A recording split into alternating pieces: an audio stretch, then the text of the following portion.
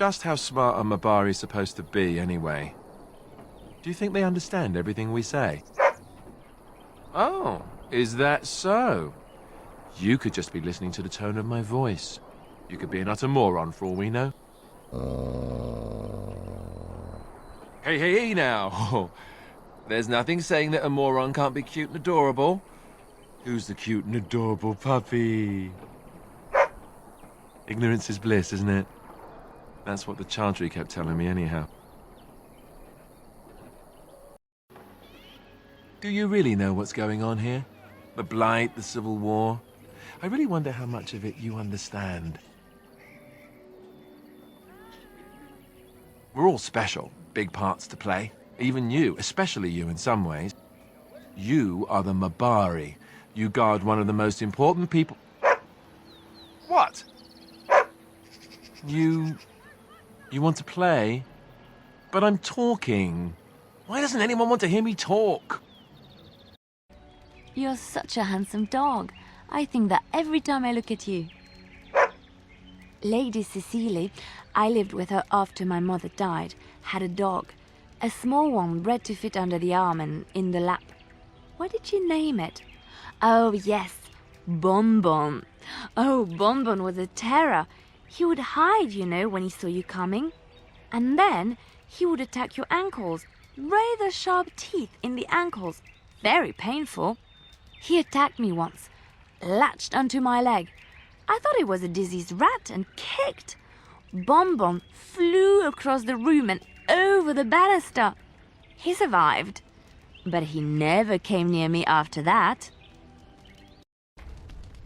I have been setting down in ink the tales of our exploits, and I have been thinking about ways to describe you.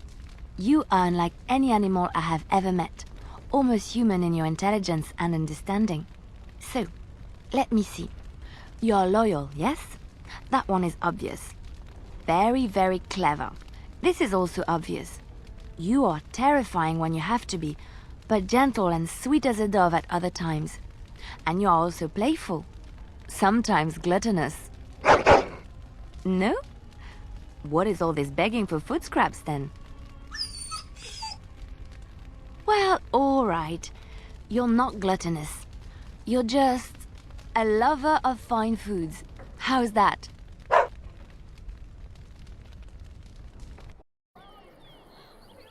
Stop looking at me, mongrel. I have nothing you want. Why do you keep staring at me so, you flea-ridden beast? Can you not tell when you are not wanted? I enjoy company of creatures of the wild, not stench-ridden domesticated wolves. And he persists. Maddening!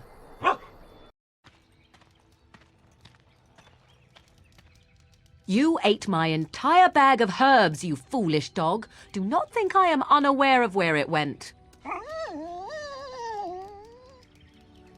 It is your own fault for being so entirely gluttonous. Several of those herbs were poisonous. You should be pleased they did not kill you. Do not be ridiculous. I am certainly not going to give you more, even if I did have more to give. Oh, you have some nerve, creature. And your breath leaves much to be desired. Off you go. We shall see. I promise nothing.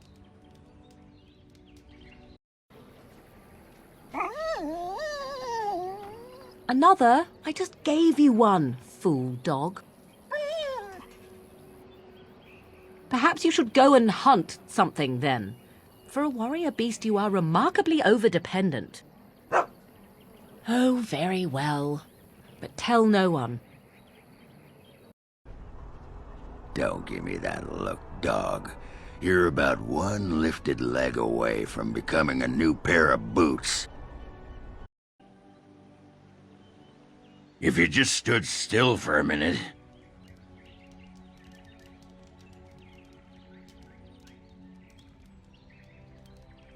You like Ogren, don't you? Ogren's your friend. That's right, we understand each other. Now, stand still, you stupid mutt.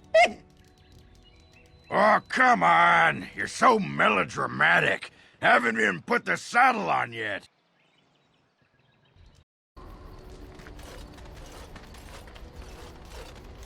Yeah, right. Okay, I've got a better idea now.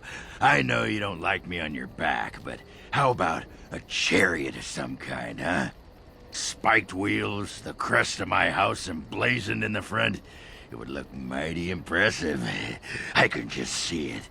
And you, my great sodding mutt steed, shall charge headlong into the fray, while I stand in my chariot, chopping to the left and to the right. We would fell thousands. Ah, you have no vision. One day you'll see. I'll have my team of grand mabari charioteers. And you, sodding dog, you'll be sorry you didn't get in on the action when you could have.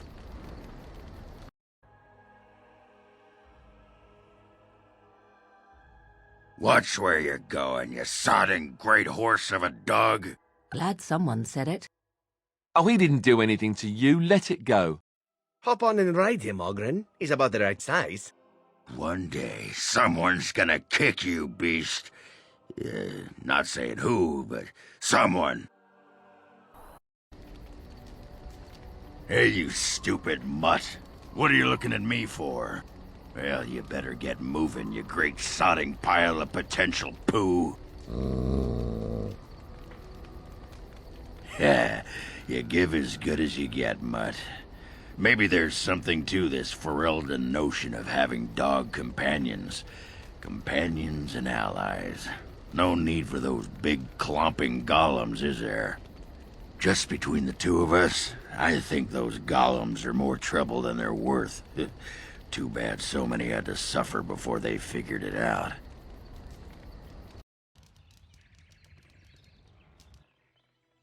I am watching you, dog. Do you know how many of your kind urinated on me in that village? And all I could do is stand there and watch, helpless. If I see one of those legs of yours lift so much as an inch in my direction, pow! I'm glad we have this understanding. At least your kind can be reasoned with, unlike those damned feathered fiends. There is an intelligence behind those canine eyes of yours, dog.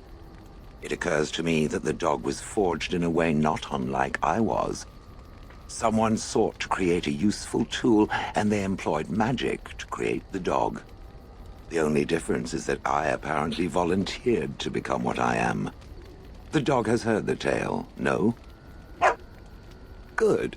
I wonder, however, if the dog would have decided differently had it had a choice.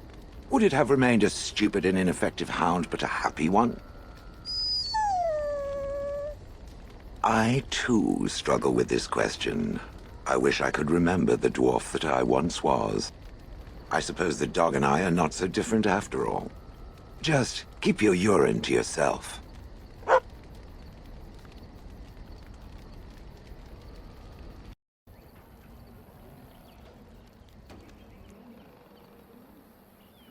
Don't look at me like that.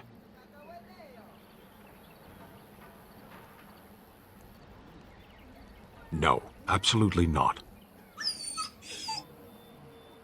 There is no time. We have work to do. Fine. Bring me the stick. But this is the last time, I swear it.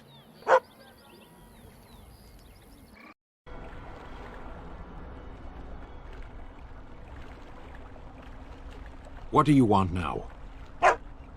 I don't understand you. Are you trying to say something about a child in a well? No? Never mind then.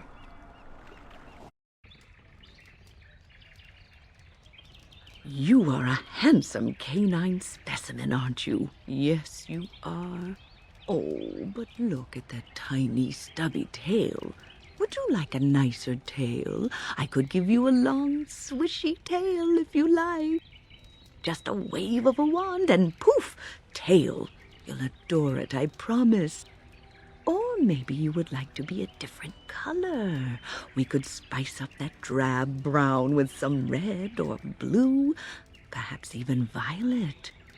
War dogs need to be pretty too, don't they? Yes, you want to be pretty, pretty dog. That's right. You just love attention, don't you? And you want antlers. A big swishy tail and hey! He made off with my staff. Perhaps I underestimated his intelligence. They say the mabari is clever enough to speak and wise enough to know not to. Tell me, my friend, does this saying apply to you? Are you capable of speech and simply choose not to speak? Sometimes I think the world would be a much friendlier place if we could learn some things from animals. Nothing in the animal kingdom can match the worst qualities of humanity. I noticed some dog drool in my pack this morning. Not that I like to make accusations, and I even appreciate the artistry behind a good burgle when I see it, to tell the truth. But leaving all that drool as evidence? Sloppy. I'll take that as an apology. I'm so glad you're pleased. It really is quite something to find such enthusiasm in one's companions. I agree. Go team. Hurrah! We have dogs in Antiva. They run in the streets and eat garbage. It's true. They're treated as vermin mostly. Not like here in Ferelden. You're rather lucky to live here, you know. Indeed. Here they make statues of dogs. They carve you into their thrones and put armor on you. Amazing, really. But you still smell like a dog.